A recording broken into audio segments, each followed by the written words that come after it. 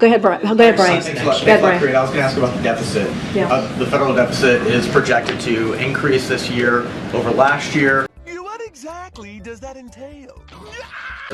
During Biden's term, it decreased in the first 2 years. It's going to increase this year. What's President Biden's response to that? And what's his assessment of the reasons that the federal deficit is increasing? So a couple of things, and I know one of my colleagues have spoken to this before.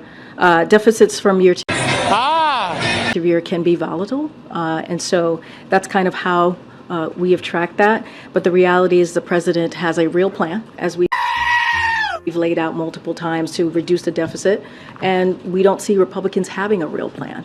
And so the deficit has fallen by more than $1 trillion under the this president, and he has signed legislation to cut the deficit by another $1 trillion. So the president. What are you going to do?